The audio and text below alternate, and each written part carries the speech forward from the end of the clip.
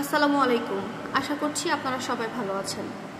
একজন স্বামী তার স্ত্রীকে কখন পাগলের মতো ভালোবাসে জানেন? এক বৃদ্ধ মহিলার সাক্ষাৎকার, যিনি তার স্বামীর সাথে কাটিয়ে দিলেন সফলতার সাথে দীর্ঘ 50টি বছর। তাদের জীবন শান্তিতে ভরপুর ছিল। দাম্পত্য জীবনে ঝগড়া তো দূরের কথা, কথা কাটাকাটি পর্যন্ত হয়নি। একজন সাংবাদিক এই বৃদ্ধ মহিলার কাছে তার 50 বছরের সফলতার স্থায়ী ব্যাপার সম্পর্কে জানতে চাইলেন। আচ্ছা, কি ছিল সেই রহস্য? মজার মজার খাবার বানানো, দৈহিক সৌন্দর্য, নাকি বেশি বেশি সন্তান জন্ম দেওয়া, নাকি অন্য কিছু ছিল? বৃদ্ধা সাংবাদিকের উত্তরে বললেন, দাম্পত্য জীবনের সুখ শান্তি প্রথমত আল্লাহর হাতে, অতঃপর একজন স্ত্রীর হাতেই। একজন স্ত্রী চাইলেই তার ঘরটাকে জান্নাতের টুকরা করতে পারে, আবার একজন স্ত্রী চাইলেই তার ঘরটাকে জাহান্নাম বানিয়ে ফেলতে পারে। কি দিয়ে? অর্থ দিয়ে? তা তো কখনো হতে পারে না। কেননা পৃথিবীতে অনেক অর্থবান মহিলা আছে, অর্থশালী। কই, তাদের জীবনে তো সুখ শান্তির বালাই বলতে কিছুই নাই। তাদের জীবনে টাকা পয়সা থাকলেও দুঃখ দুর্দশার কোনো শেষ নাই, যাদের স্বামী তাদের কাছের দিকে ভিড়তে চায় না। তাহলে সন্তান জন্মদান? না, তাও নয়। কারণ এই সমাজে, এই পৃথিবীতে অনেক মহিলা আছেন যাদের অনেক সন্তান আছে, অথচ তাদেরকে স্বামী পছন্দ করে না। অনেক জায়গায় কিন্তু শুনেছি প্রেগনেন্ট অবস্থায় অনেকের তালাকও হয়ে যায়। বাচ্চা কাচ্চা হওয়ার পরেও, সন্তান হওয়ার পরেও তালাক হয়ে যাচ্ছে।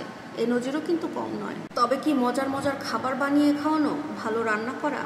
না, এটাও নয়। কারণ আমাদের সমাজে বা বিভিন্ন সংসারে দেখা যায় অনেক মহিলা আছেন, তারা বেশ ভালো পটু রান্না বান্নায়, বেশ দক্ষ কিন্তু রান্না বান্নায়। অনেক মহিলাকে দেখা যায় সারাটা দিন সংসারের জন্য, সবার জন্য রান্না বান্না করার জন্য রান্নাঘরে পড়ে থাকে, কাজ করে, কিন্তু স্বামীর কাছে তার মন পায় না, স্বামীর কাছে পায় দুর্ব্যবহার। বৃদ্ধার এই কথার উত্তরে সাংবাদিক একদম বিস্মিত হয়ে গেলেন।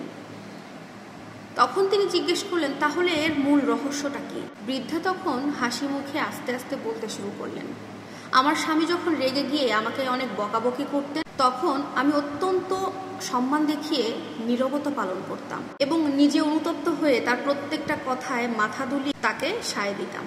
তবে সাবধান, কেউ আবার কখনো বিদ্রূপের দৃষ্টিতে চুপ হয়ে থেকো না, কারণ পুরুষ মানুষ কিন্তু বেশ বিচক্ষণ হয়ে থাকে।